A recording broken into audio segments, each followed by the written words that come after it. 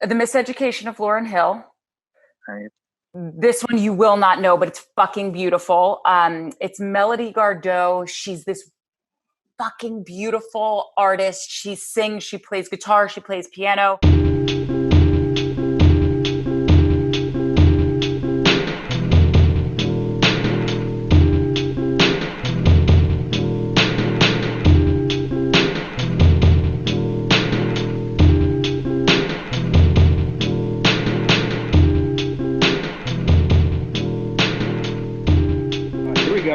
Here we go. It's Color. the real S Doc. Color. I say color radio. Colored Radio. I'm your illustrious host, Juice Shrug. We have King Maul in the building. Hey, squat. S. Doc Carter is in the building as well. Hello, S. Doc Carter. What's up? Is on the boards currently. God, Go Studios. How you doing? We are here. We're back again for another wonderful week of Zoom and Rona. No, Rona and Zoom. Actually, I've heard this, and it didn't factor to me until I started to think about it. Charlamagne and God on his not his podcast, the radio show, The Breakfast Club today. He said that today feels like Friday, and I was like, man. Today is Friday. But it feels like a Friday. To me, the last weeks, it hasn't felt like a Friday. Like, it's just been, all right, the weekend's coming. Still can't do shit. But now I'm like, all right, it was a nice day. Had some good weather amongst us because it snowed multiple times this week. So today felt Friday. Man, look, this week for some reason this month don't feel like a real month, okay? And I'm supposed to go back to work next week. Man, that's great. I've been spoiled. I stay home. A great segue into Florida, the weird stepchild of America that has some issues, and we don't really want to talk about them. Opening up next week and just saying, fuck it. Beaches open. Georgia opened up didn't Georgia open up yesterday or today? Georgia opened up their barbershops, hair salons, and hair stores, basically testing everything on Black people. I know I heard something about them opening up a little bit here and there, and I was like, oh, okay. Oh, I'll go back to work tomorrow. Ain't that some bullshit?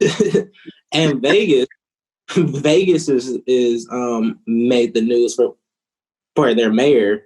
Basically saying, that she didn't make no sense. Yeah, she made no sense. For the people that don't know, she basically said, opening Vegas is okay to do, and it's not up to her. It's not up to her to dictate what happens and how safe they are. It's up to the businesses. And the news reporter was like, no, it is up to you, ma'am. You are the mayor. You can stop this. Don't do this. And then she got hit with the how long she was like, do you gamble? Are you going to be out here in these businesses? Of course not. I'm too busy for this. Oh, yeah. So you want us to test it out while you at the house chilling and doing work from home. Okay.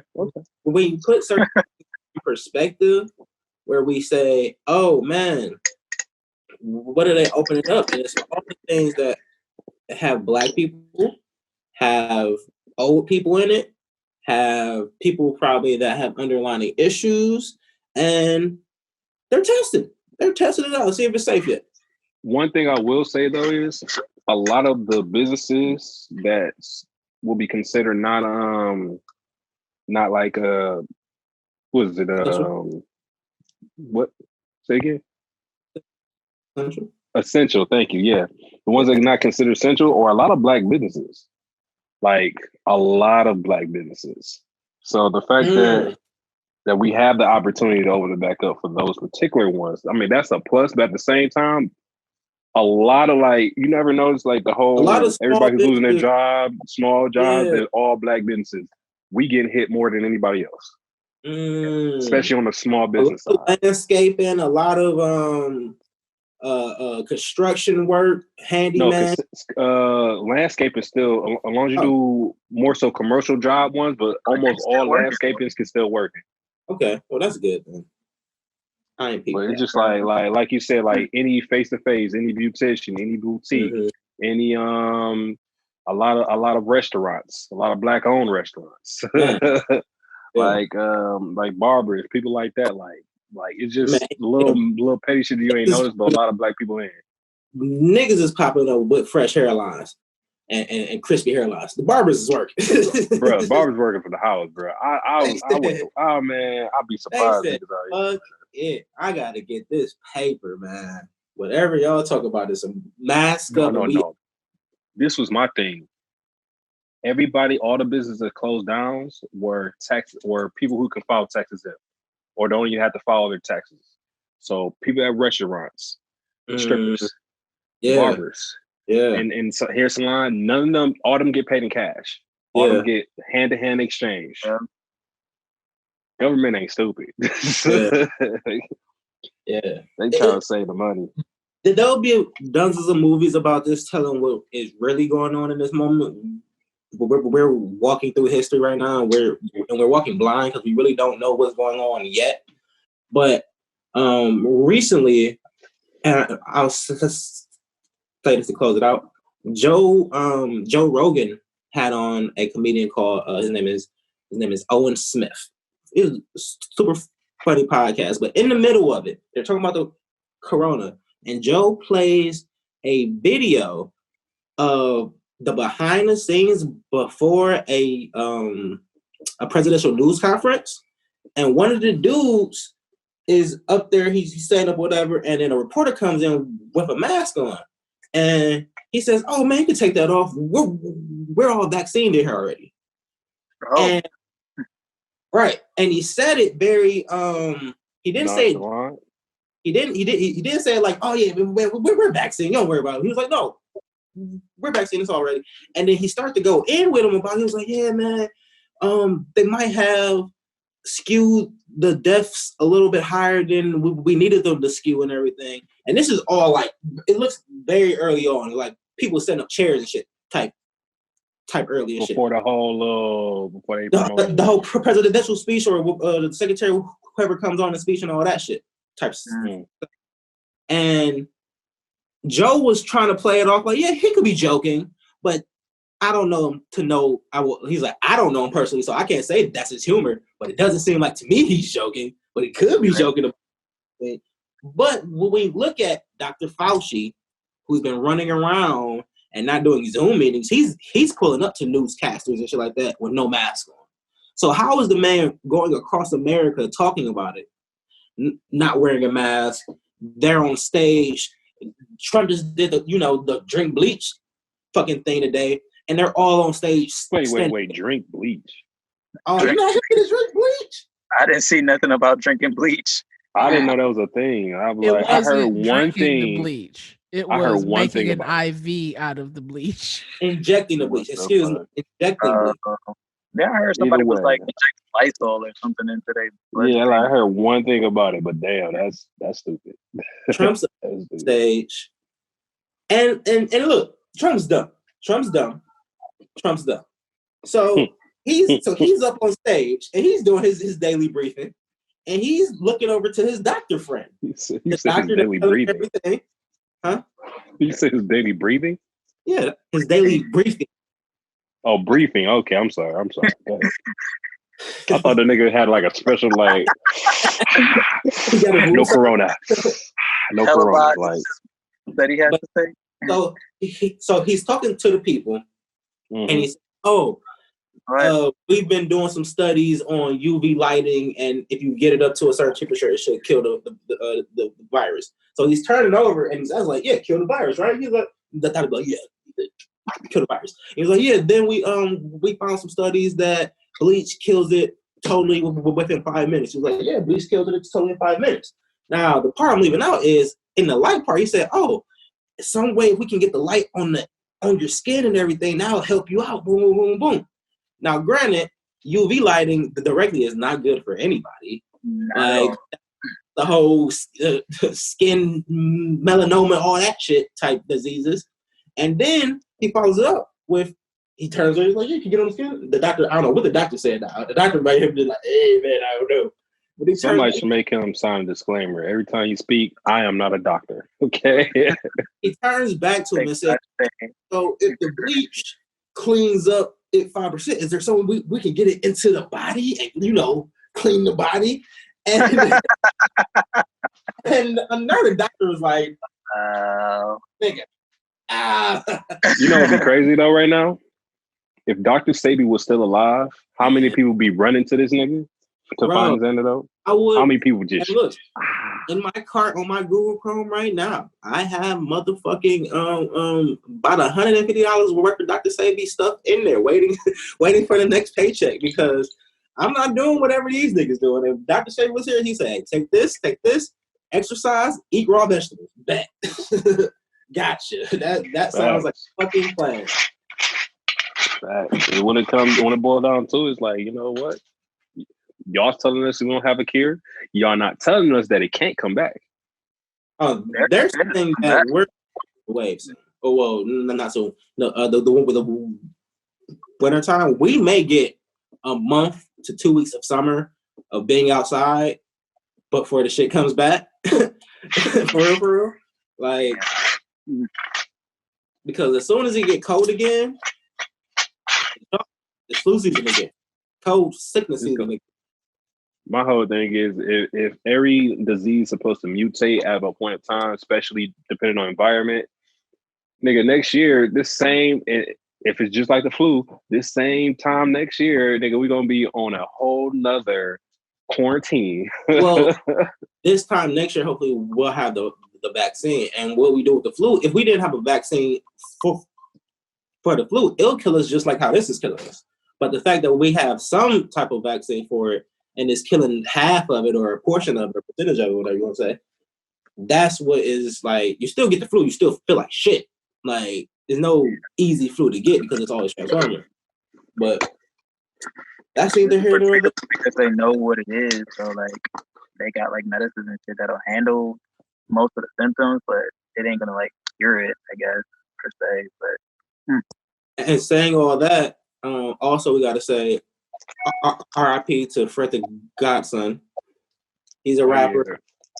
He passed away from corona, and I feel like he was a bigger guy. Maybe had some underlying things, and that shit just, you know, it got him. Looking at him, he looked like he had some upper respiratory. Dang, I can't even pronounce the damn word. Don't mock me. Respiratory. But yeah, respiratory problems beforehand. You feel me? Yeah. Like, he was a big guy. Like, yeah, that played a big part on that. It just like his chest looked more bolted out, so like he had a harder time breathing. Just in the picture, what it looked like. Yeah, but that's it. And he's lost weight. So you say he lost weight? Yeah, so that was him. That but he lost the weight, some weight too. But today in hip hop though, First Montana put up a good debate to me. Can Prince go hit for hit with Kendrick? 20 songs?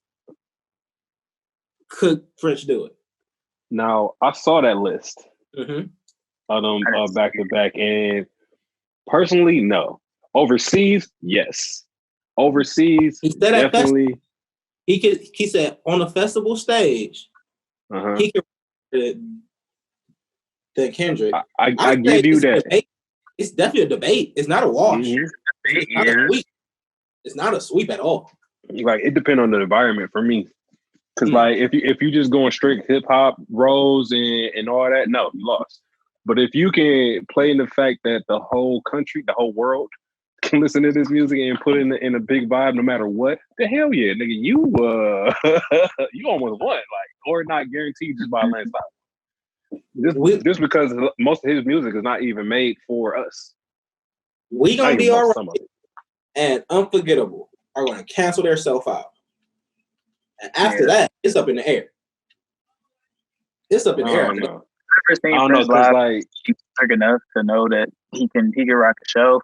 like it definitely rock a show. So I mean, I couldn't really give it to anybody specifically, but if I had to, it'd be Kendrick just because off the experience. I've been enough at Kendrick concerts to know how well he can go.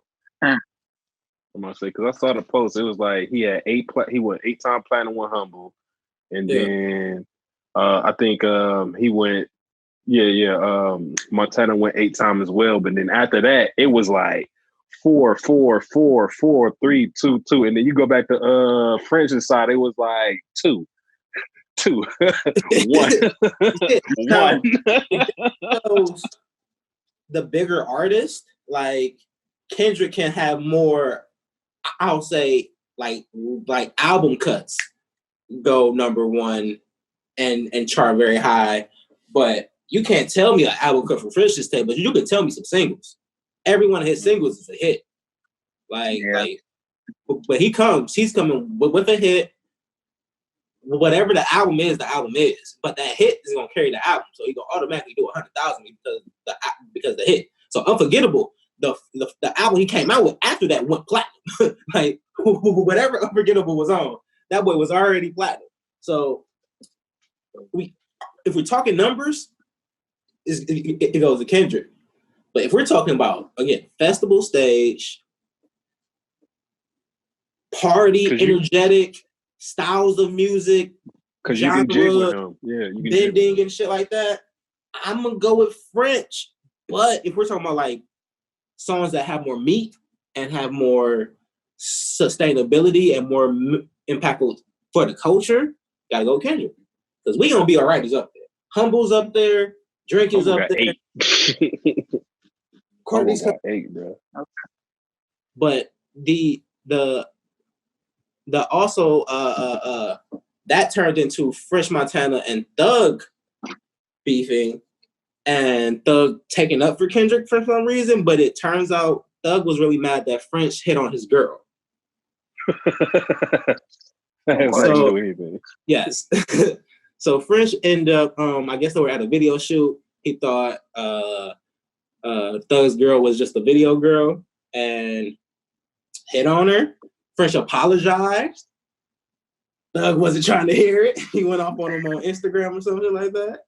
And basically, they've been beefing ever since then. And French thought it was cool because he dapped him at another event.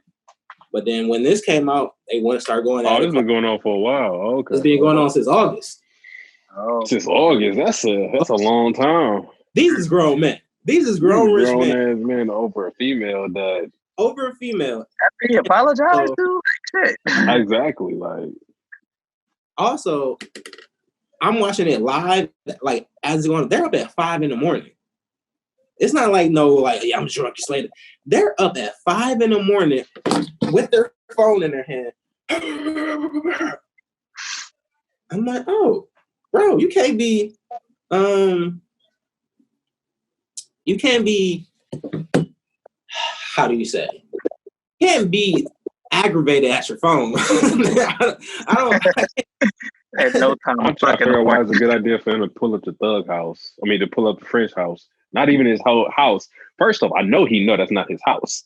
He has to know that was an older house. He has to already know that. Like, if you're in Atlanta, you know. He drove to his house at 5 a.m. It took him 45 minutes to get there. Damn. At 5 a.m. And they're in Cali, so it's Cali time. So it's early late.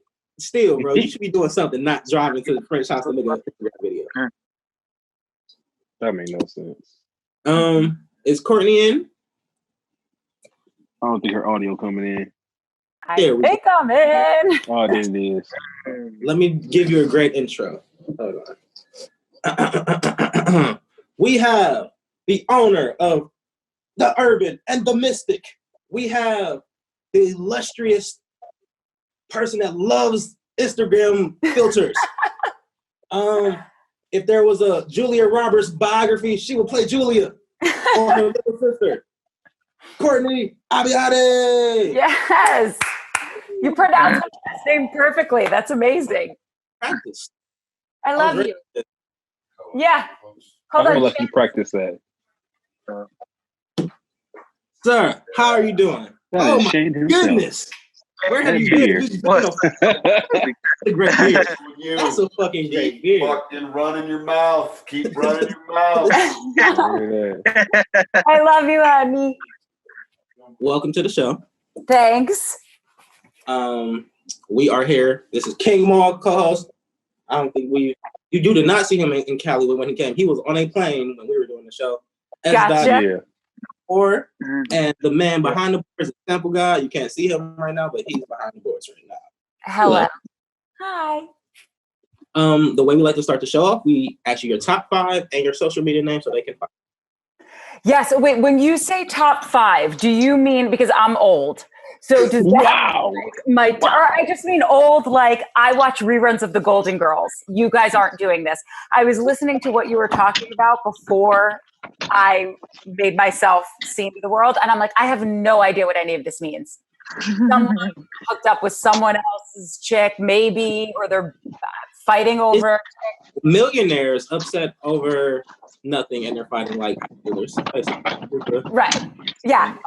Maul, what are you doing? Maul, are you in? He walked away. Oh, okay. Never mind. There we go. I had to get a lighter. My bad. So wait, so is this my top 5 like albums of all time? Top 5 anything. Top 5 albums, top 5 shoes, top 5 things you like to eat, top 5 things you want to do and wear off lockdown. God, there's so many top 5s. I'll do top 5 albums just because it's easy. The Miseducation of Lauryn Hill. Right.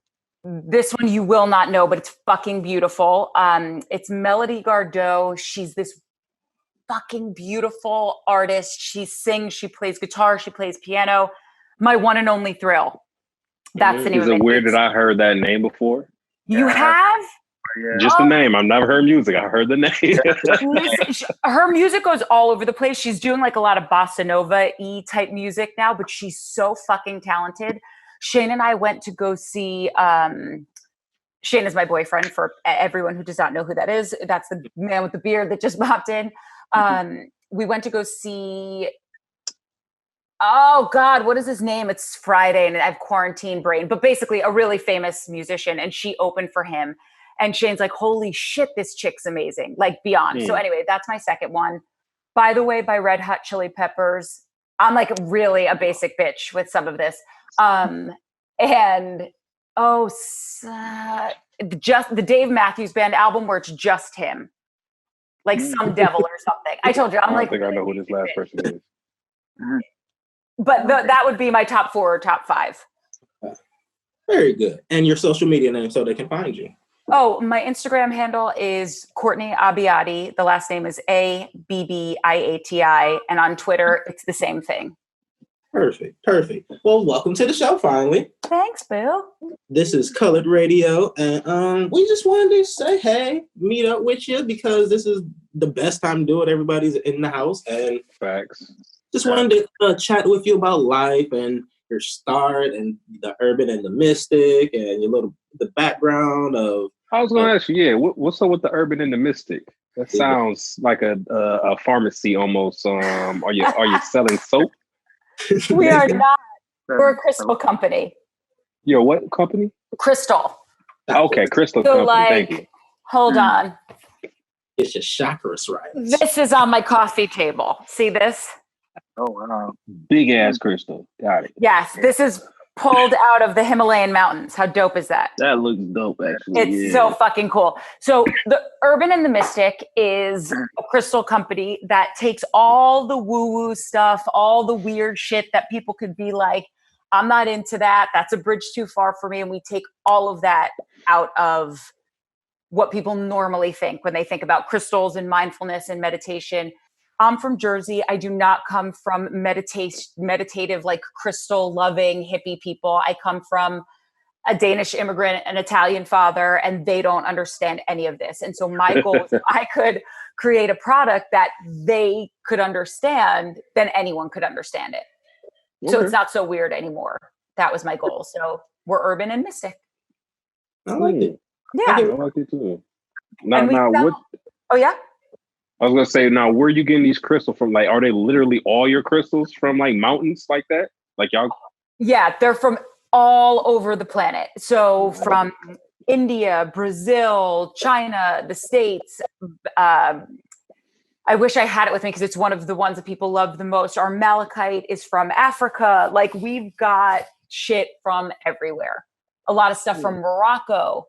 And it's just, I love shopping for it because I get to see the same people every year. There's a really big gem show that we go to. And it's just super fun to see like this quirky, weird family get together every year. And we're just buying rocks. And then I put them in a giant U-Haul, and then I drive them back to LA. And then throughout the year, when we run out, we get shit shipped to us.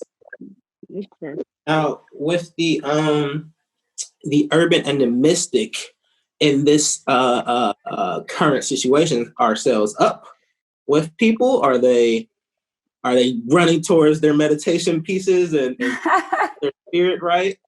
Knock on wood, sales are really good and people are buying, and I'm so incredibly grateful. I think what's cool about what we do is we don't just sell. Yes, you can buy loose crystals from us. You can buy one stone, right? But what we really do that makes us cool is we put little packages together. So we have these dope wooden boxes where we can engrave like your name. We could engrave the colored radio logo on it. We could take handwriting samples. So like if you had, let's say, people do this a lot with our bereavement box. So like if someone passes away, they'll send this box instead of flowers. Because it never made sense to me. Like someone just died and we're going to send them flowers that die. That just is weird to me. And also I had once heard grief is love with nowhere to go. And I was like, well, what if we could create something that helped your grief go somewhere positive for you? I like that.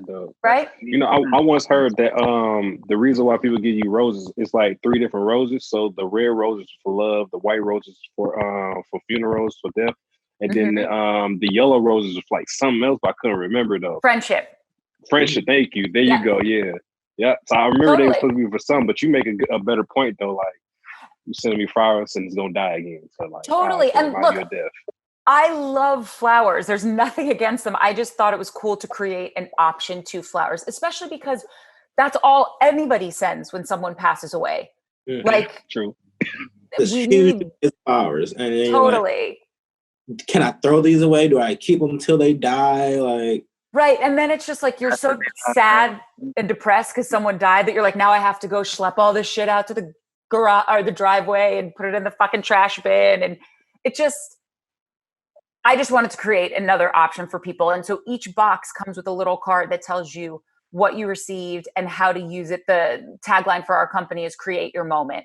So what you received and how to create a moment to grieve, how to create a moment to bless your home, to set good vibes, to welcome a baby into the world. So it's just like a gift giving 2.0. And I think the reason that we're really doing well right now is because since I can't go to your house, or we can't meet up at a restaurant, how do you really connect to people?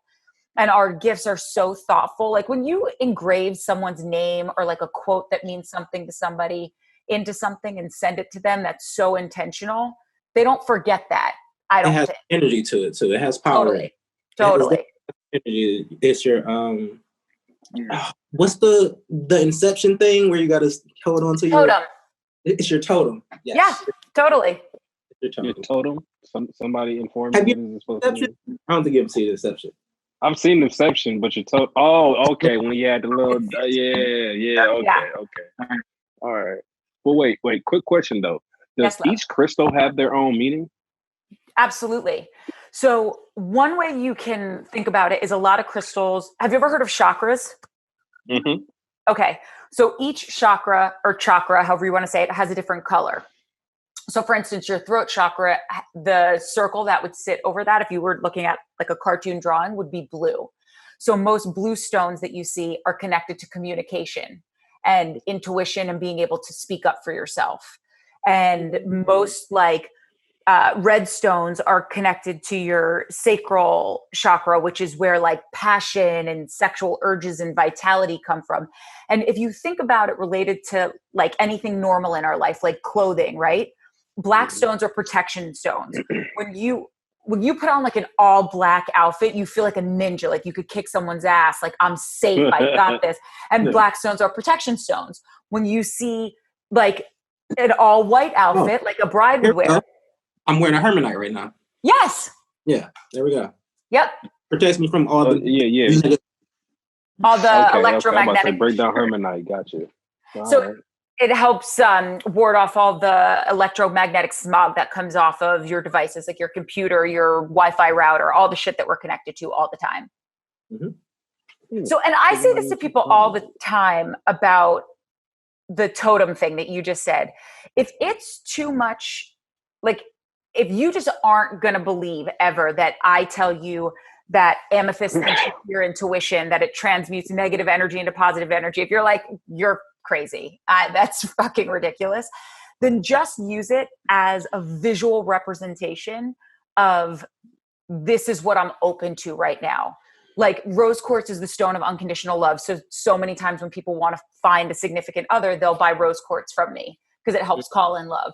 And I'm like, great. So if you don't believe that that stone is emitting that energy, then every time you see it, just remind yourself that I'm going to be a little less jaded, that I'm going to go out on this date with a good attitude, that I'm not going to, if it was a terrible date, I'm not going to talk shit about the person when I'm done. Like, and then it's doing its job. Just like that totem was the one thing that could link all of those characters to some sort of like, I'm okay. Right? Because he knew if he had his totem, that he wasn't that fucked up or like lost. Yeah. So yeah. I like that. I like it very much. Transitioning from pre or the Urban and the Mystic. Yeah. You're first. Mm-hmm. And you did a one-woman show. You had your one-woman show. How many years ago now? Oh my God, like 3, maybe 4. I don't think it's 4. Probably like 3 years ago. Yeah. Yes. Tell us a little bit about that. Tell us about your career in that, because you're a woman of all trades and stuff. I am a jack of all trades for sure. I grew up, like I said, in Jersey, and I grew up 19 miles outside of New York City. So when I was younger, I really wanted to model. So my mom's like, you get one day.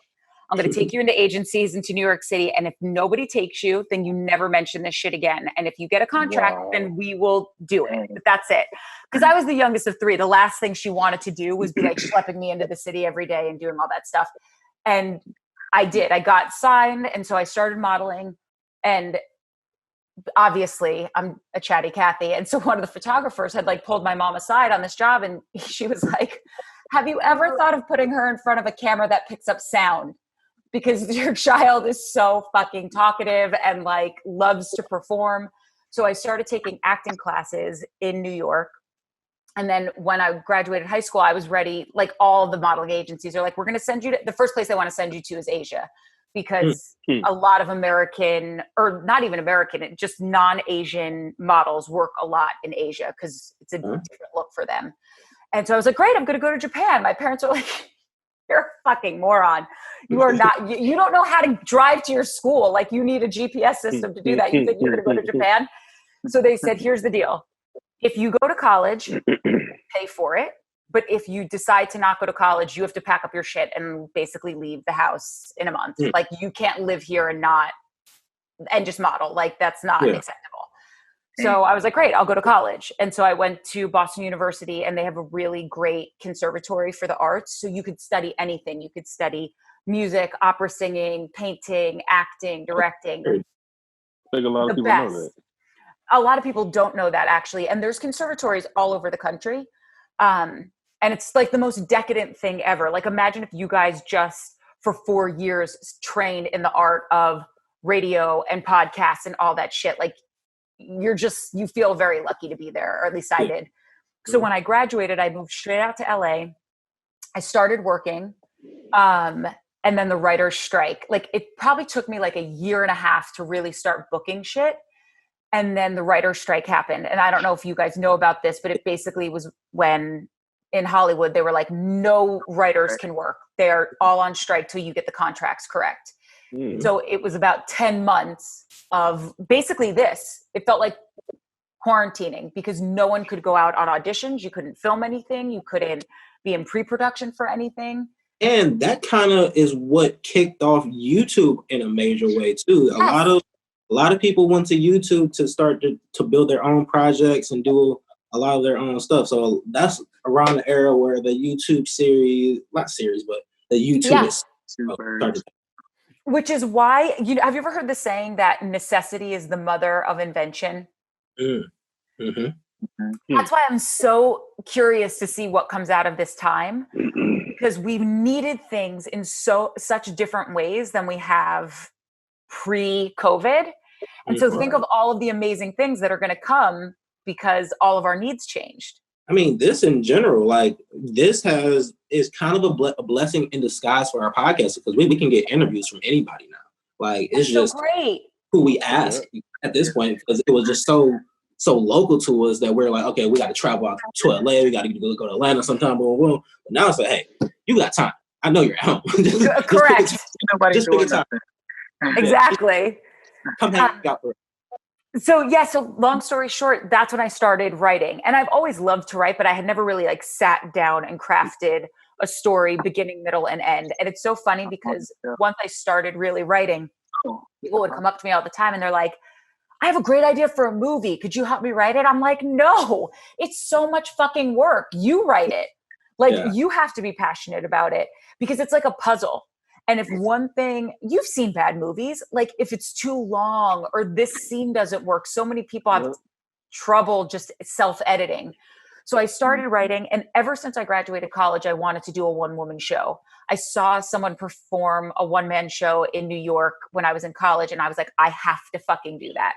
And then years later, I saw another one and I left the theater and it was like the greatest show ever. And I just got home and I started hysterically crying because I was like, when you see someone do something that you're supposed to be doing, it like really gets you. It's like being in the audience and like, I could be on stage doing that and I could do it so much better. Or just like, I'm helping. Like, I can help you with this. Yeah, or like, this is my take on this. Because the bottom line is we're all doing the same shit through the lens of who you are and you are and you are and I am. And that's what makes it so cool because there's a million love stories that have been written or a million great fucking like songs that make you ready to just fucking, like run a marathon that get you amped up. But it's the different take that each artist puts on it that makes it amazing. And so I just knew that I had something to say. And so I wrote a show called No, I Won't Take You to the Airport. And it was loosely based on my life. And it was a 1 hour, basically monologue. And it was up in LA for about a year on and off. And then it went to off-Broadway for a few shows. And I'm going to write another one. It just takes so much time. And you have to really, or at least this was my experience with a one-woman show or a one-person show, you have to fucking love every word you're saying. Because only you up there, like when you're watching actors, usually they have someone that it's like a tennis match. Like I'm bouncing this. Yeah. Right. I'm bouncing it off the audience and it's on me to remember every line, to have the energy to tell the story and be in the fucking story. And if I don't feel that way, it's not worth it because it's so much work. I feel like that's the confidence of every rapper and comedian needs to have when they hit the stage. Absolutely. You know who did it very well? Mike Tyson. Have you ever seen Mike Tyson show? Oh my God. That was amazing. Emotion. That's an emotion. He was what he do? He told his story basically, but it was age, and he's not the most articulate person, but the passion behind him, you felt every word he was saying. He's talking about how his trainer would like hypnotize him and train him to be like a savage. And I can still feel that aggression as I'm speaking to you now. I was like, oh my God, it's a wild animal right there. It's so powerful. It's very powerful. So I definitely understand. John Leguizamo does a bunch of one-man shows and they're fucking amazing. He's such a talented actor. And it's funny because I think his show is similar, or my show is similar to the ones that he does in the sense that I embody all these different characters and I'm never sitting still. I'm bouncing around like a ping pong ball. And so many people at the end of it would say to me, oh my God, how did you do that? How did you get up there and do that? And I would always say, getting up there and doing that is the easy. It's like breathing to me. It's not doing it. That's the hardest thing in the world. And that reminds me of what King Mal was saying. Like, there's no, that you have to have that energy and that feeling. Like, if I don't fucking do this, I'm going to die. Like, it doesn't matter if you're getting up to sing a song, to rap a song, to do a one-woman show, to start a company, to start a podcast. You have to want to do it so badly. What was the name of the show? No, I won't take you to the airport. Okay. Because in LA, everyone asks you to take them to the airport or pick them up from the airport. And what happens is, and this was pre-Uber, but even after Uber, people were still asking you. And what happens when you're someone like me who's a people pleaser, you'll say yes, and then you fucking hate the person. And like when you're driving home, you can't stand them. And then you get even more angry at yourself because you're like, why didn't I just stand up for myself and say no? If they're not going to like me because I won't take them to the airport, then that's not the friend that I want to have. But I started realizing I was doing all of this shit to please other people as opposed to saying, I don't want to do it. It's such a slippery slope. And I really believe it starts with like taking someone to the airport or going to a birthday dinner that you don't want to go to. Just, I don't want to do it. I'm not going to fucking do it. And then going to the grocery store. I don't want to go to the grocery store. I really don't. I know. Man, what? I'll go for you, but I really don't want to go. No. I can order them. It's fine. Transitioning into some current events really quickly. Yes. Before you came on, we were talking about Donald and his Bleach statement today. And I wanted to get your viewpoint on where you see the election going by the time this is all free and we're free to go elect a new president or not. We might do it, but you can vote online, right? At this particular time, correct? You can mail it. Vote in the mail. Yeah. You can do what? You can vote in the mail. In the mail, okay, yeah. That's it. I knew it was something like that, yeah. Online should be accessible. Absolutely. You should be able to vote from your phone. I don't want to. I don't want to. For that exact reason, I don't want to at all. See? 15 different Jamals come up at one time talking about he voted for Trump. I didn't see that. That's all. Voted 3 million times and shit. Somebody just put a button on there. Oh, but like they just sent people $1,200 to your bank account. There's some way that they can find us and track us. Like obviously, no, that's because you set that up. You file your taxes and get your information. You got your money. If you didn't put your taxes, you ain't get no money. But I will tell you this, from doing like all this shit that I do with the Urban and the Mystic, because we have to do digital marketing and retargeted ads and things like that. Everyone is watching everything. I know what things you've liked on Instagram. I know what Facebook comments you've made. Like, not me, I'm saying this editorially speaking. And if I can just figure that out with my company, trust and believe the government can figure out everything else. So and a way for us to have a safe way to vote. Correct. If they want it. But where do you how do you feel about Biden? Do you think he can do it?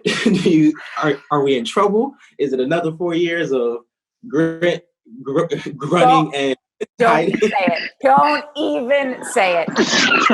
Oh man. Exactly. Me already. I was just gonna say I'd rather choke to death as well. No, this is how I feel about it. I would vote for a broken vacuum cleaner, a shoe without shoelaces. I don't fucking care who the nominee is.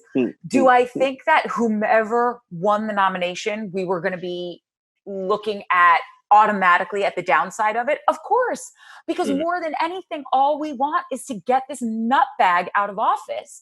So if it was Bernie, he's a socialist. If it was Elizabeth Warren, a woman can't beat him. If it was Kamala Harris, a woman couldn't beat him. Could a black woman beat him? If it was Buttigieg, he's gay. And he's too young. It's Biden, he's too old. We're like fucking Goldilocks. It's too hot. It's too cold. It's too hard. It's too soft. Just who fucking cares? Just vote for no matter who. That's They're looking for a figurehead. They want a figurehead once again. And listen, who looks nice on the stage. I would love if we could have this Obama archetype of a person again. We're an inspirational person who, and I really want a woman to be president. I'm not voting for someone just because she's a woman. You want to see yourself like there's a something about being able to see your representation in certain places. Yes. Like as a Black man, when you saw Obama in office, it's life changing. Yeah, it's life changing, and just on it affected more than I feel like it may have changed people's lives, all peoples of all races, where they're like, oh, this is possible. Okay, well, the little Hindu child who's over there is like and just chilling out. I could do it, or whatever. Yeah, or she could do it too. In ways unimaginable. So I think no matter who got the nomination, we were going to find some way to look at the negative. I will say, because I'm an eternal optimist, what I like about Biden is that at a time where we hadn't had a Black president yet, he hitched his wagon and was willing to be second fiddle to Obama. Yeah. And was his ride or die. And they had a relationship that was not a normal president VP relationship. They really love and care for each other. Yeah. Obama really gave Joe actual tasks. He wasn't like fucking stay over there, be quiet. Yeah. Correct. And then now he's saying he is committed. Whoever is his VP will be a woman. That is twice now that he has taken, societally speaking, the underdog and said, I want to do something to be a part of change. Now, is that a good political move? Because if Obama did win and something happened to him, he's president. And riding with a woman, he's getting a woman vote to carry him to the top. And just playing the devil's advocate of it all. Well, but living because here's the deal, we're the majority. Yeah. So the more he can pull, I believe, the hardcore conservatives, we're never going to get their vote. It is what it is. So they're thinking about bleach right now. Right. I can't. So if we can just not look at that, I think it will only help him, because women will look at him and be like, oh my God, that's the first time I have seen a man pick a woman for his running mate. Was there one other person? First time you see an old man too at that. Yes. It was a Republican. I'm beginner. Sarah Palin. Oh, right. Oh, God, have you seen it? I tried to block it out. Yeah, Sarah Palin. Yes.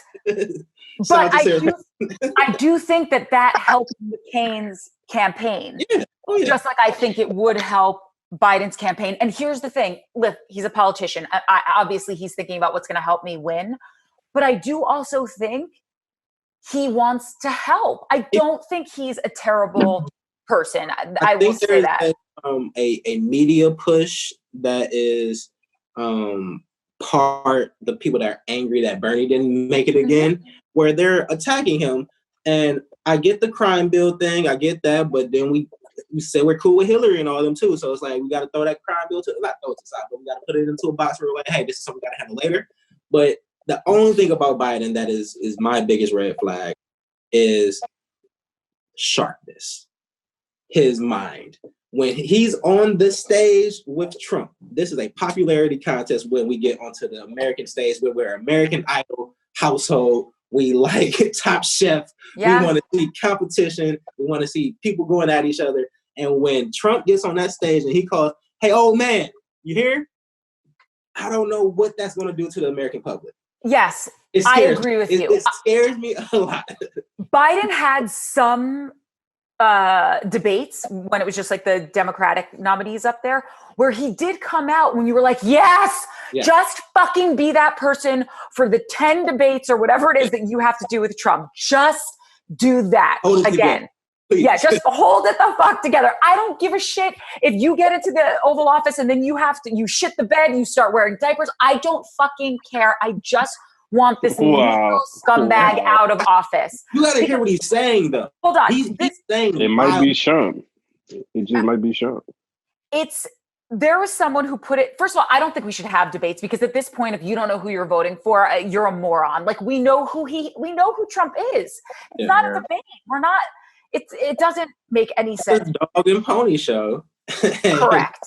There was a writer who I absolutely love who did an op-ed in the New Yorker, and I'm trying to find, he said the most brilliant thing. He goes, basically he's talking about being undecided in this election. I can't find it, but he says, it would be like this. You're on a plane, the flight attendant brings their cart down the aisle, they stop in front of your chair, and they say, would you like the chicken tonight or a plate of shit with broken glass sprinkled on top? And if you are undecided at this moment, that would you be responding to her saying, how is the chicken cooked? Yeah. Like, does the chicken have butter? I'm a vegan. Right. I don't even eat meat. Give me the chicken. Give America, give the world the chicken. Yeah, I get that totally. Cliff just logged in.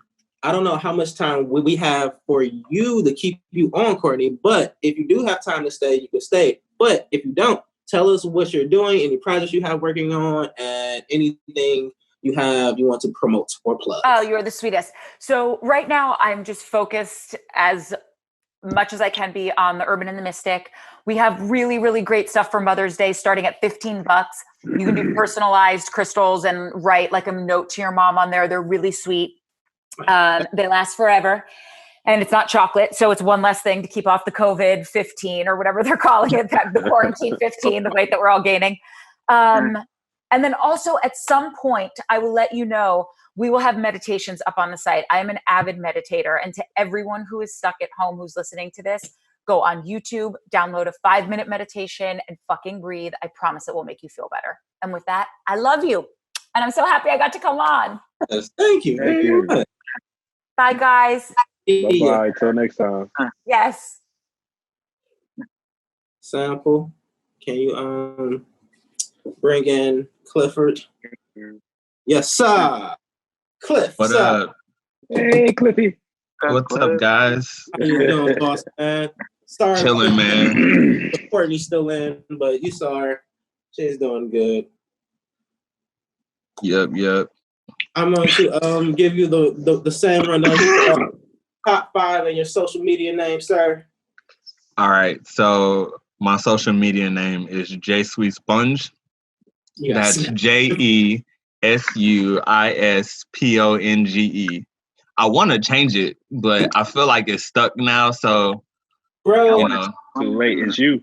I changed Juice WRLD one for 3 months, and people like, what the fuck? Who the fuck is Jamal? Change your name back, bro. Yeah, I think people gotten used to it, so I'm gonna just leave it. And top 5, I'm gonna go with top 5 things that I like. So I was thinking about this earlier too.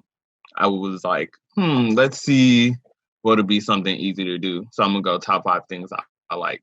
And this is in no order. So sunsets, clouds, skating, music, and sleep. Hell yeah. I like all that shit too. Yeah. I can't skate for shit. But I can't skate either. But I love playing I'm skate. to skate for basketball. I'm mad Skate 3 is not on the PS4 or anything. So I want to go Skate 3 Xbox 360 is the last system. And I got it sitting right over there, and I haven't touched it in 4 years. Man, I love Skate 3. That was a great game. Tony Hawk's supposed to be coming out with a new one, and it doesn't. It's like the old one is very animated and all that. I'm cool. I want realistic skate shit. I've leveled up. Yeah, I do shit I want to do anymore. They need to drop Skate 4, legit. Cliff, so we're not do that. talk to you about it. More of the Rona stuff. I hope you're doing good in quarantine and being safe out there in your hometown and all that. But we're here for music too, sir. Well, we're here to talk about the music. A lot of music just dropped. A lot of musical stuff is going on.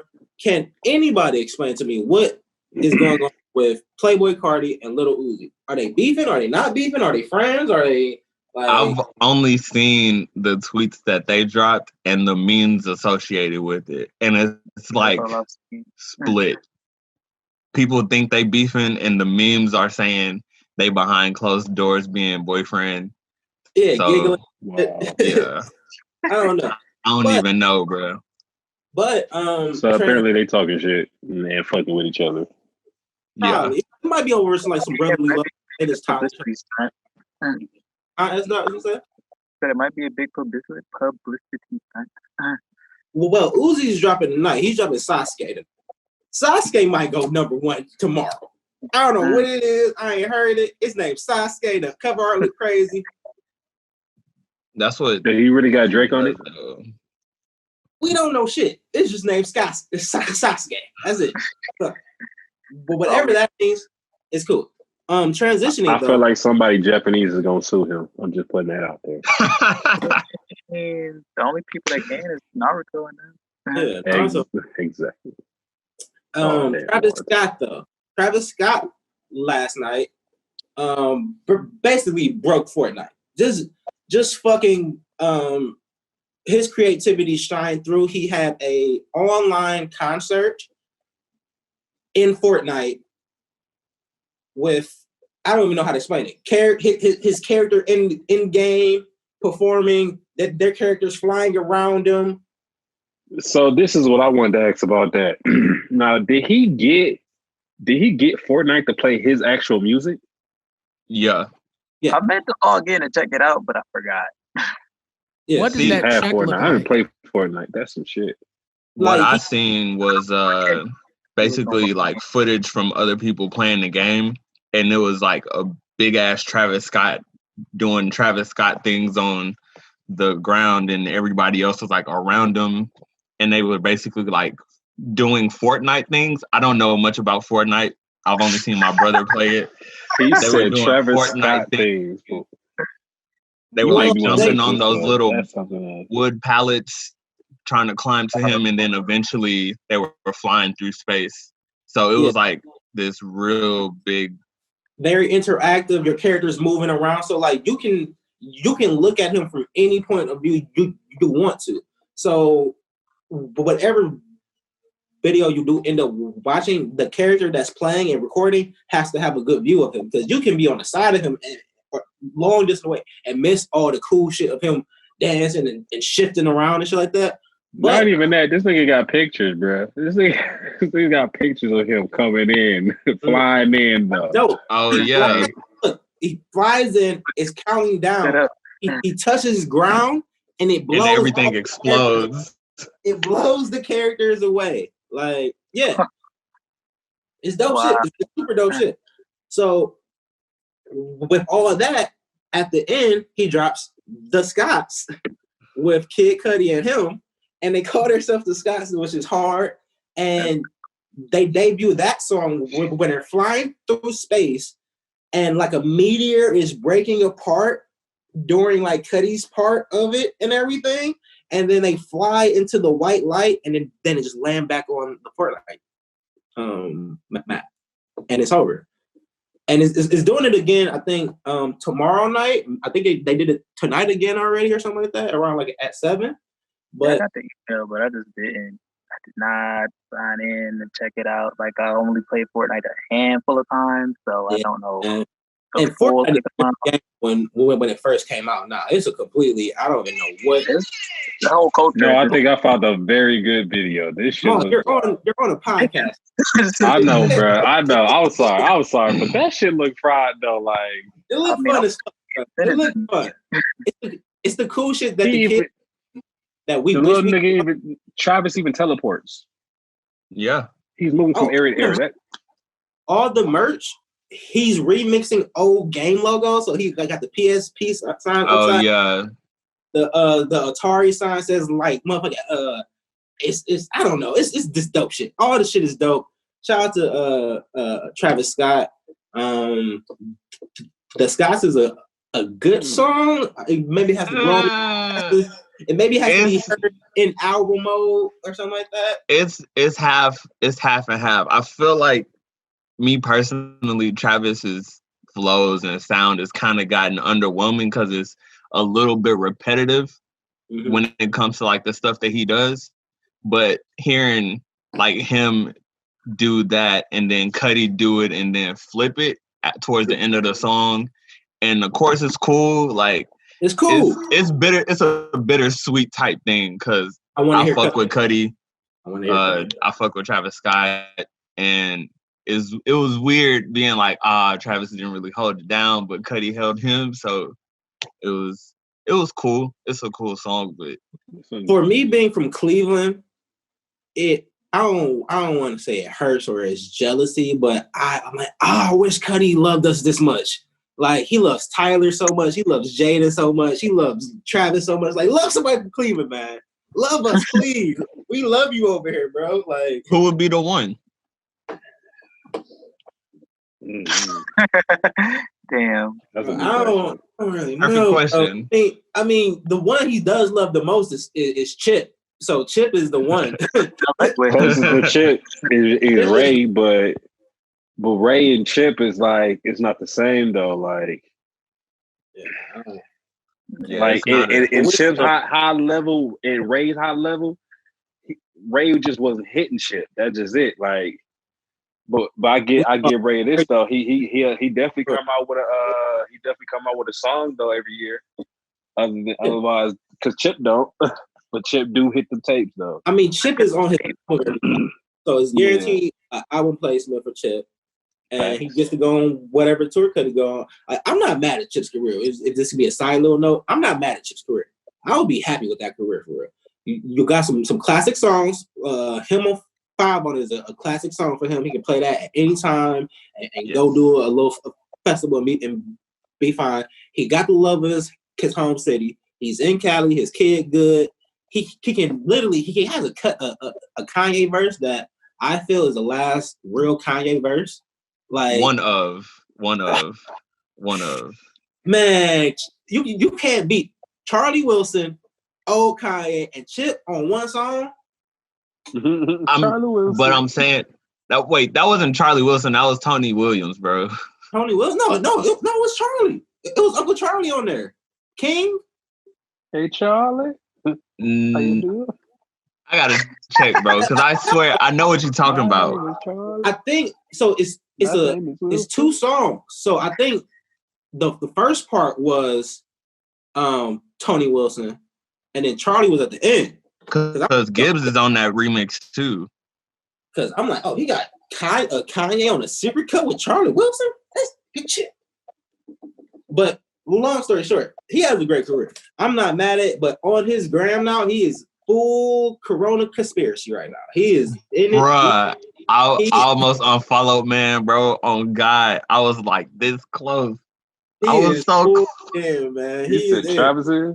No, Chip. Oh, Chip. Oh, yeah. He really tripping right now with. And look, I can dive into a good conspiracy sometimes. Some of the 5G stuff, I'm like, all right, bro. I might say, he not wrong with this 5G shit. Okay, like, now what they're saying that what it's doing with the corona, that's stretching it, but the 5G all in all is not. He's not wrong with the radiation part. I do believe waves and shit affect shit and all that, but Chip, bro. This nigga. It's because look, he caught me. I don't know if y'all saw this. He put a bad bitch video up. It was a cute chick, and I was like, all right, let me hear what she said. And this bitch got deep into some motherfucking conspiracy. Like, you honey dick me. You honey dick me. Don't you honey dick me, Chip? You got me. You got me honey dicked you. All right. Nah, I ain't get caught up in that, man. He posted her ass, so I was like, who is this bitch talking? Chip. You can pretty much tell. Like at this point for me with Chip, you can pretty much tell when he about to give you some deep black shit, some alkaline shit, some Dr. Sabi shit, or some government conspiracy shit. Like you can, like you see it. Like do I want to dodge? But then you gotta think, he is in on a view of the world that most people don't have. Like he see the Kanye's, he see the Kid Cudis and shit. He do get to see this money. He get to see And he like, ooh. if he can see all that and see like, yo, some shit going down behind the scenes that y'all niggas need to know about, I give him some. I'm not gonna unfollow him yet. I'm not gonna unfollow him. I be this close like every 3 posts, bro. Every 2, I'm like, let me just scroll away because I fuck with bro. He do it in bursts. He'll take a hot little like 3 hours to get it all out, and then he's like, all right, I'm back to some bullshit smoking and shit. My thing is always in the story though. It'd be one long ass story. You pull up and you just be like, oh, I didn't even see this coming. Currently going on in pop culture. Anything crazy going on in pop culture today, people? Anything that we should touch? Oh, the NFL draft happened and girlfriends thought they were slick. You said a who? Bruh. The girlfriends thought they was slick and was trying to show out. First of all, black mothers should always be on camera. If I was a NFL, NBA, my girlfriend, I'm sorry, is not sitting next to me. It's my mama. My mama sitting next to me on my draft day. And that's the only person gonna be on camera with me. But yesterday, a young Caucasian woman was sitting on a big black man's lap, and a mama had to yank her son so she can hug her son because he just goes to the league now. I birthed this nigga. Get off of him. Get off my son. Fuck what you talking about. Go get your black woman, all right? That shit hit me so hard because it's early. Hilarious. And I'm like, get off that nigga. You don't see this black mama have to get rough with you on TV? I was confused low key because I was like, damn, this girl was like crying on this man, and I didn't see her face at all the first time. I was like, did she adopt this nigga or something? The way she was acting, bro. Yeah. I thought she was all on man. His life, the hood. She's a white mama, white savior and shit. No, this is just a white girlfriend from a prep school, and she didn't know her place. Now that sounds a little sexist, but in that moment, it's you gotta be next to my mama, daddy, auntie, girlfriend. You're not gonna be. Grant. Okay, so the next draftee that went to the Dallas Cowboys, he's sitting next to his girlfriend as well. And oh my god. And he's another one. He's on the phone getting drafted. His cell phone's blowing up. She takes his cell phone, tries to answer the call. He snatched his cell phone back. So that's sitting there shaking his head. Yeah, like no. What are you? So like, social media goes crazy. Like, yeah, bitch, you trying to go through his phone on draft night, bitch? I know you chalk. Like, yeah, you chalk. You know you're not coming home. You know it's done. We're done. So goodbye. Here's some tips. Don't know. Hey, where the white girlfriend at? Let me take her. Right. Like, what? That shit don't even add up. Right. So she tweets back to the people like, yeah, chill out.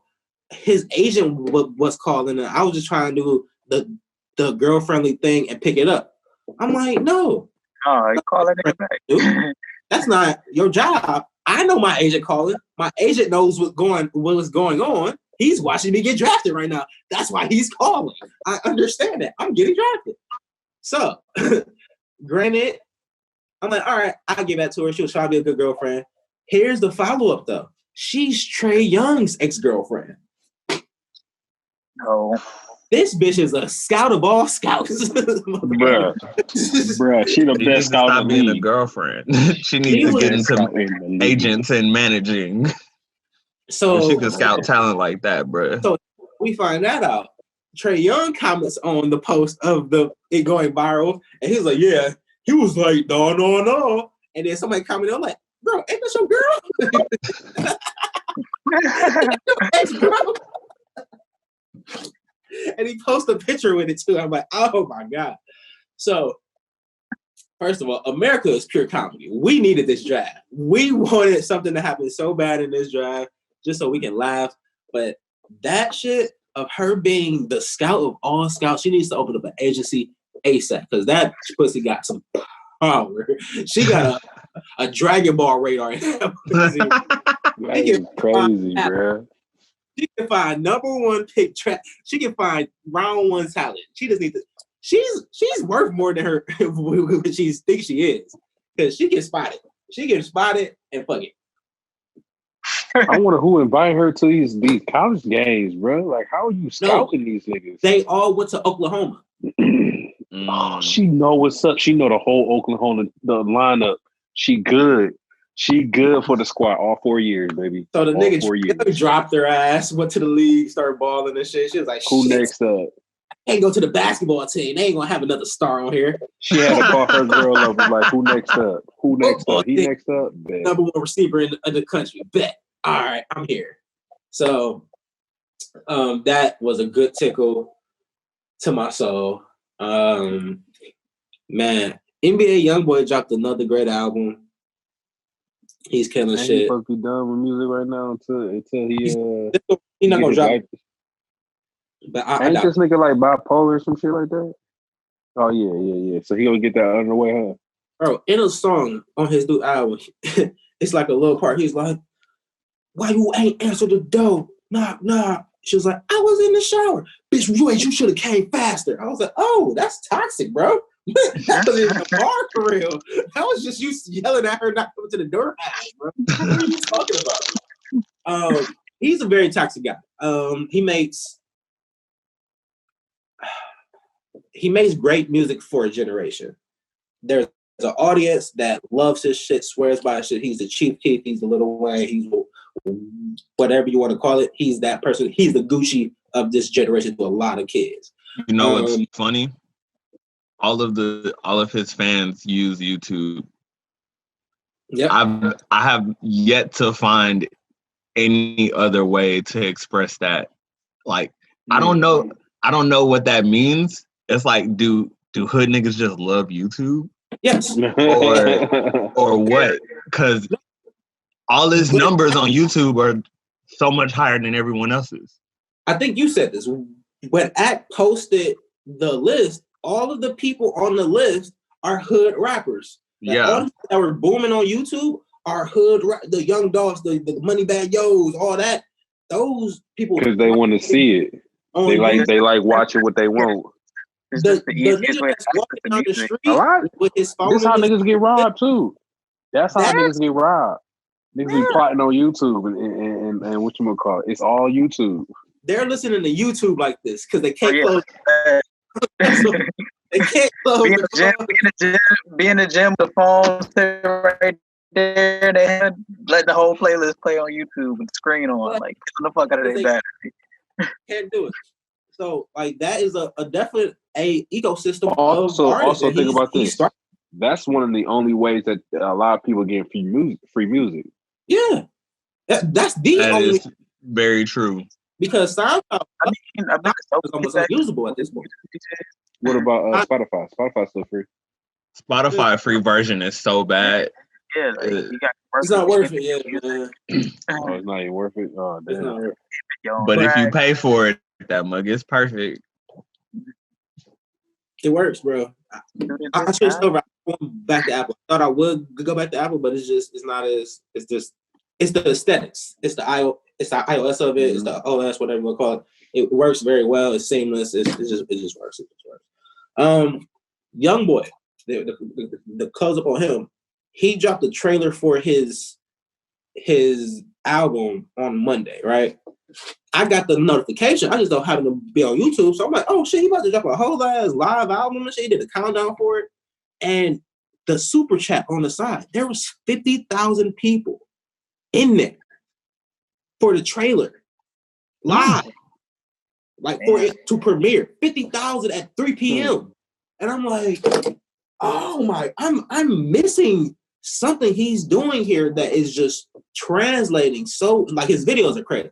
His videos are animated, fucking all type of effects and everything. It paints the picture of his verses very well. But the content is just shoot 'em up, bang bang, chop your head off on the top. But 52,000. I recorded 52,000 people for a less than a minute trailer. and they stayed. 30,000 people stayed in after it went off. I'm like, oh my God, he has a generation at his palm. Were you part of that 30,000 that stayed on after it turned off? Just to get the video of it to say like, oh, how many people are gonna stay in this bitch? Because this is 50,000 people for a trailer and shit like that. It wasn't even like he was dropping anything like it. Okay, so if he was dropping a full video, it would still be 50,000 views off top. Like before it even got to the public for real, it was gonna be 50,000 off top. So him doing 1 million in an hour is easy, light work, slight work for real. So him being 45 up on, like, I think the second YouTube was like 20 million behind him or something like that. So his gap is crazy when it comes to his fanship. It makes no sense. Hell yeah. We have to wrap up, so the way we like to wrap up the show is we go around and say what we're reading, watching, or listening to. We're gonna start with King Maul. What are we reading, watching, listening to, sir? Just got done rewatching the Harry Potter shit. All of them? Yeah, it took a couple days. How was it, bro? Was it good? It was actually good. Like just knowing like how much money they put into it back then versus now, I'm like, it's not that far off, and it makes sense. It really do make sense. Now, Harry Potter as an actor, I can't fuck with him outside of Harry Potter, bro. Like it was movies coming up next to him, and I'm like, you in a horror movie, you in an action movie. I'm like, nah, that bro. Horror movie was that. I just can't fuck with you, bro. Was it called The Right? I don't know. He was some creepy little pale guy with long hair and a beard. I'm like, I ain't fucking with you. He just came out with a movie. It was like you in other movies, it just don't sit right with me. I don't know what it is, but not a bad actor. Not a bad actor to you. He's a great Harry Potter. I just watched him in this movie. Yeah, I watched him in this movie. Y'all ever seen the pictures of him going around with the guns attached to his hand? Yeah, that was the action movie I was talking about. Yeah, I watched that. I watched it. It was really weird, but it wasn't. He didn't do bad, and it's like I enjoyed it. I seen him in this off-brand comedy where he got kidnapped and beat up and shit. And I'm like, nah, I can't fuck with you still. That's Harry Potter right there. He should have evoluted some shit. I can't be mad at him because he's doing random shit because he's rich already. He's set for like he can just run around and do dumb shit like a horror movie, like an action movie. Because why not? I'm set. I've done it. I won. Real talk, my nigga just need to come back and be the father and the teacher at another Harry Potter movie. I think that's the book. They're working on one. I know. He just need to get this shit over with. All right, get shit over with. Come back. And be done. S. Dot, reading, watching, and listening to, sir. Not reading too much. Just finished watching Little Fires Everywhere, that show that was on Hulu. With Kerry Washington. I've heard nothing but great things. Really? It's really good. Like, I really want to watch it again. Like, that's the first show I've been. Like, exactly, like episode 1 through 8. I've never watched a show 1 through 8 until that show recently. So it's really good to watch. What's the name again? Little Fires Everywhere. Little Fires Everywhere. Right on the front because the season finale was Wednesday. So everything. That sounds like an anime. Sound like what? It sounds like an anime. An anime? Yeah. No, it's not an anime. It's a real movie. I know it's not, but it just sounds like it though. That's all. That a couple movies here and there, and listening to a lot of Childish and Danae and Alina Baraz just came up with a new album, so I'll be buying that, listening to that real soon. Not really reading too much. Gaming a lot too. I've finished the new Tomb Raider. I'm on the second new Tomb Raider. Ooh. Yeah, so that's what's going on with me. Plus, reading, watching, listening to. So I'm in school, so I'm reading this book called Rainer Banham's 4 Ecologies of Los Angeles. It's basically talking about LA in the 60s, its history, and then what makes it these 4 different zones of LA what they are to him. That's dope. So it's cool. I'm about halfway through it. I need to be done before next Wednesday. So I'll be done probably this weekend. And then watching, I just finished OKKO and Steven Universe. Okay. And that shit was a little heart-wrenching with Steven because, you know, that was like one I'm of those not ready, man. Wait. What was it again? Because I just watched something with this little dude with Steven in the Universe. What was a big dumbass gym, and it was like it was like a crystal. The crystal was a light crystal, and then it like turned the colored gems into like white crystals. Oh, you saw took the color away. Yep, that was like the last. Hey, look, man, this is some weird ass shit, bro.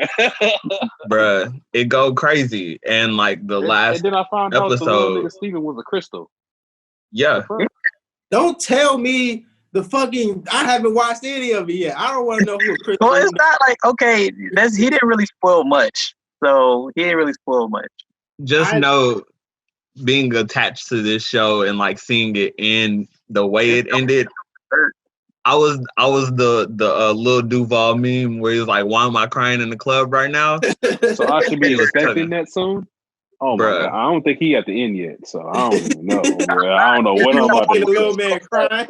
Little man gonna be moping around. So much. I was like, bro, I don't even know why I'm watching this right now. Like, I had to go to I had video class afterwards. I was trying to like clean up, you know what I'm saying? And then watching Dave's cool. I'm really wondering how this season's gonna end after like this most recent episode. Tell me, I'm gonna watch it. I'm gonna watch it tonight. And then I've been listening to a lot of Jank Tape, which is Kent Jams and Buddy.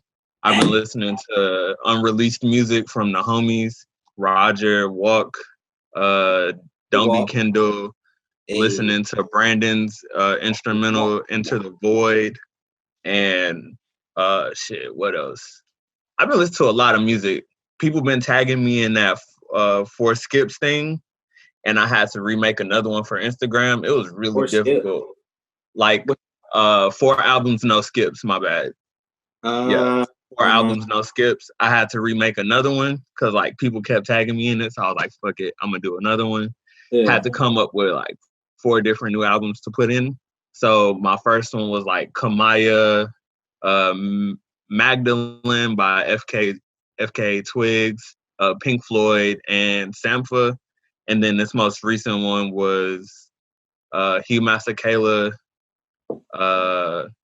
Gone Fishing, The Cool Kids, and like 2 other albums I can't remember, but yeah. I got 2 up top: Cushion Orange Juice, Good Kid, Mad City. Yeah, I wanted to put in like shit like that. Like I was gonna put in Yellow Album, but I couldn't find it. So Yellow Album. Oh man, no skips. God damn, that's a guarantee. Top to bottom, that ride that needs a fucking award now. That bitch ride. He should have been got an award. That should have been his only award because everything after that shit made no sense. But not true. $500,000 go hard. $500,000 do go hard. Do enough of but it. You know how long it took him to get the $500,000? Yeah, like 4 projects. Bruh. And they only do like 8 songs for each project and shit, and then disappear for 2 years. Like they need to do more of that. I am watching shit. Black as Fuck. Started Black as Fuck, finished Black as Fuck. I started, didn't finish. I don't like back and forth on it. Yeah, but I like it because it's Black as Fuck. So that's what. But then I think the mind fuck of the show, I'm maybe thinking too much into it because he had an episode where he talks about, hey, we must be critical of our Black entertainment because the whites won't do it because they're scared to be critical of Black entertainment at this point. So we can never get a good representation of if we're doing it at a high level or we're doing it at a low level, but they're just saying it's at a high level because we're Black. So with that show, I'm like, right. So with that show, I'm like, yo, it's good, but there's some fucking plot holes in it and some fucking some shit that's not perfect. It's not a perfect show. It's not. But in the sense of, is it a perfect Black show? is it a perfect show? So now we're like, I'm here with it. I watched all of it because it was black. If it was stopped on 4. I would have turned it off. I would have turned the shit off. If it was a regular white show, I'm like, this is stupid. I don't want to hear these people complain about their life and how rich they are and dealing with rich people stuff. But it was a twist on rich people. My whole thing was the first episode. He complained about how swaggy he had to be. He was like, "You mean to tell me my 5-star jumpsuit? Say, wait, I shouldn't be wearing this? I can't sell my gold chain? Like, what?" Yeah. But I like that because that's real. I can't be me. I can't go up the chain because I'm gonna go in the office and they're gonna be like, "Oh, I like your chain." I'm like, bro, you just may be too old. I was like, you can't. Yeah, that couldn't just be the reason. You just too old at this point. Like, nigga. I mean, how old is money, man? You got that money. He got some but money. But then I'm like, yeah, like how old you gotta be to wear gold chain? So like, I say watch it, make your own opinion about it. But in the sense of the show, I feel like I got the spirit of the show. I can be critical of it. There's some bad episodes in that shit. It's some good parts in that shit. It's some annoying shit in that shit. And I would want to see a season 2 just to see where it goes. Just to see where it goes. Because it's good concepts. It's good concepts. But it's some holes. It's plot holes. And I don't know if he did it on purpose because Blackish is so. It's so. I'm about to say this really is a dude who made all that though. He wasn't talking that shit. Okay.